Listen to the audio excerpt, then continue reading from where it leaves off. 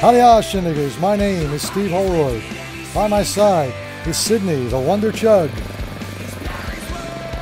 And you are listening to Only the Ball Was Brown, a podcast dedicated to exploring early pro basketball history in tasty 15-minute nuggets. Smooth segue there. Okay, as this is our first show, let's first tackle the question, which is on a lot of folks' minds. What is with that name? Only the ball was brown? You tell him, kid. I mean, is this going to be a show that tries to whitewash the massive contributions of people of color to this great game? Are we going to hear how Bill Russell was nothing without the genius that was Red Auerbach? How George Mikan was better than Kareem Abdul-Jabbar? How Magic Johnson stole everything he knew from Bob Cousy and Pete Maravich? You tell him, Sid. No, don't be daft. What we are going to focus on here is the early days of professional basketball. All of the great teams and the players who were stars in that era, regardless of color. Loosely speaking, we are going to cover the era from the sport's rise as a professional game around the turn of the last century up until 1976, around the time of the merger of the upstart American Basketball Association with the NBA. Along the way, we are going to revisit the long-gone leagues, long-defunct teams, and mostly the great players of that era who helped refine and develop Dr. Naismith's original attempt to create an indoor game that would work up a sweat in the wintertime into the globe-spanning phenomenon that it is today. Sounds great, you're probably thinking. But then, why the offensive name? Well, it's not really that offensive. What it is a play on the title of the seminal tome written by Robert W. Peterson on Negro League Baseball, called Only the Ball Was White. I loved that book when I read it, in middle school, and I recommend it highly to anyone interested in professional baseball at a time when men of color were not permitted to play in the major leagues. Actually, as the Negro Leagues themselves were declared major by the powers that be last year, maybe white leagues is now the more accurate term. Anyway, recognizing that early professional basketball, professional leagues to be more accurate, were also primarily, if not exclusively white, a play on the title of Mr. Peterson's book struck me as a good name. For the record, it is simply a statement of fact for much of that era.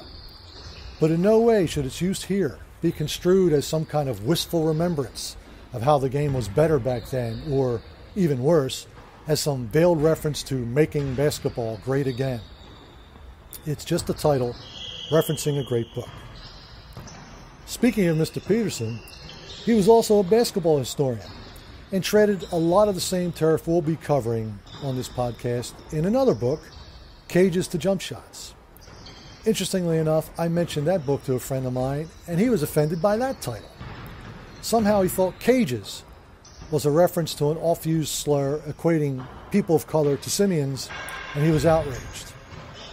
When I explained that the term cage was what they called the chicken wire dance halls and arenas would place around the court to protect spectators during the early days of the game, and which is why we still call ballers cagers today, he, one, said he never heard of that term before, and two, calmed down considerably. But it goes to show that it is easy to construe things as racist if you are going to look for racism, which, for better or for worse, is where we are at in today's world. But that's not us. We're here to honor basketball, regardless of source. All that said, if we're being honest, a lot of these podcasts are going to feature white players. In part because, as noted, the era tended to skew white as the result of leagues barring black players. But the fact these players got the benefit from the so-called white privilege of the era does not mean that they were not great players or that they did not influence the game. In this regard, I am influenced by a book called Lost Chords, White Musicians and Their Contribution to Jazz, 1915 to 1945. One summary of the book explains it nicely. Too many jazz fans and critics, and even some jazz musicians, still contend that white players have contributed little of substance to the music, that even with every white musician removed from the canon, the history and nature of jazz would remain unchanged. Now, with Lost Chords, musician historian Richard M. Sudhalter challenges this narrow view with a book that pays definitive tribute to a generation of white jazz players, many unjustly forgotten, while never scanting the role of the great black pioneers. Now lately, it seems to me you could replace jazz with basketball, music with game, and musician with player, and you would have a good description of the view of many current basketball historians. Indeed, the recent announcement of the NBA's 75th anniversary team had a lot of people questioning the placement of players like Jerry Lucas, Paul Arizin, and Bill Sharman on the list, suggesting they should be replaced by players of a more recent vintage. Some of the suggestions were ridiculous, and I won't shame the players being suggested, but the suggestions themselves were not born out of reverse racism or anything like that. Largely, it's just ignorance. Benign ignorance, because the stories of players like Lucas, Sharman, and Arizin are no longer told, but ignorance nonetheless. So here, you will hear about Robert Karstens, the white Harlem Globetrotter, who invented that team's still beloved Magic Circle. Leroy Cowboy Edwards, whose influence on the floor and dominance in the paint was such that the 3-second rule was instituted. Joe Fulks, who brought the jump shot to the pro game. Bob Cousy, who brought a creative artistry to the game which inspired many players, black and white. And so on. You'll hear about all of these players and more. Easy, Sid, easy. Rest assured, all while never diminishing the role players of color have had on the game. And this will include the significant contributions of African Americans to the professional game. In particular, we are going to be talking about how black players were instrumental in changing the game from its early style of what was essentially indoor football to the athletic, balletic work of beauty it is today. We are going to hear about the great barnstorming black pro teams, like the Harlem Globetrotters when they were playing for real, and New York Wrens, and of how they would regularly defeat the top white pro teams of the era. We will be covering early attempts at integration, like the Grumman Flyers, a virtual all-star team featuring many of the top black and white players of the time, playing on the same team, a full 5 years before Jackie Robinson broke into Major League Baseball. We'll hear about Pop Gates, Dolly King, the brilliance and tragedy that was Maurice Stokes, my all-time favorite player, Wilt Chamberlain, and plenty of other great black players. So in short, we're here to cover it all, so fear not. If this explanation seems long-winded or even a little defensive, I apologize. But I also wanted to make our intentions crystal clear, and hopefully you will join us each week as we revisit the early days of professional basketball. Now, all that said, you may next be wondering, who the hell am I? By way of introduction, I'm a Philadelphia area labor attorney, and I've been practicing law for 31 years now. For longer than that, I have been what they call a public historian. That's someone without a degree, specializing in pro sports. So no, I'm not a professor or anything, but I am someone who has spent a fair amount of time collecting primary materials, doing research, and writing about the histories of pro sports leagues. If you've heard of me at all, it's probably because of the time I spent on American pro soccer over the last 25 years. More recently, I had been getting involved in unearthing the many forgotten professional box lacrosse leagues that have been around since about 1932 with my friend Dave Coleman at crosscheck.com. And now I am focused on basketball.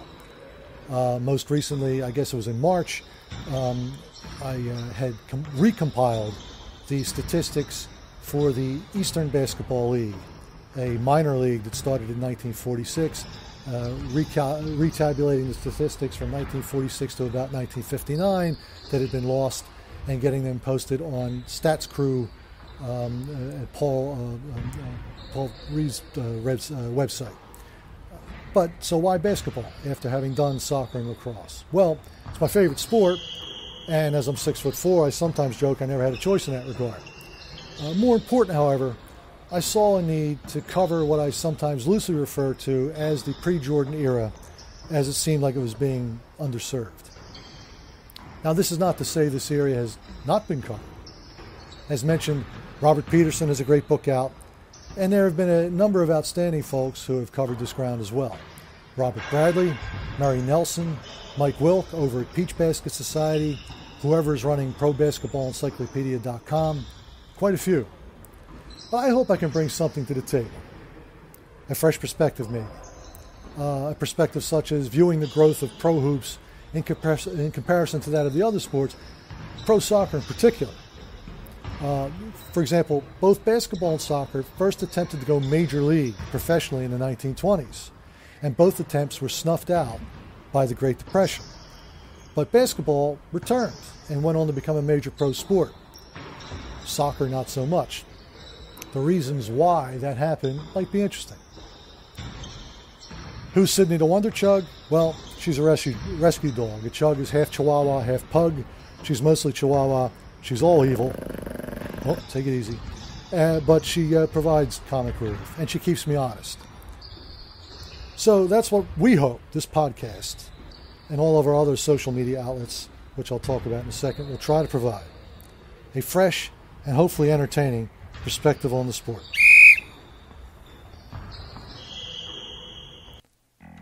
Okay, well, that's it for this week. Please feel free to download and subscribe to us on iTunes and wherever else you get your podcasts. And don't forget to leave a review. You can follow us on Twitter at InTheLowPost. And you can find us on Facebook and Instagram at OnlyTheBallWasBrown. If you want to email me with comments or show suggestions, hit me at SoccerMaven, that's soccer, M-A-V-N, at yahoo.com. Yes, that handles a vestige of my former life. So until next time, this is Steve Holroyd and Sydney, the Wonder Chug. Nasty. Bidding you adieu. Hope you'll join us again.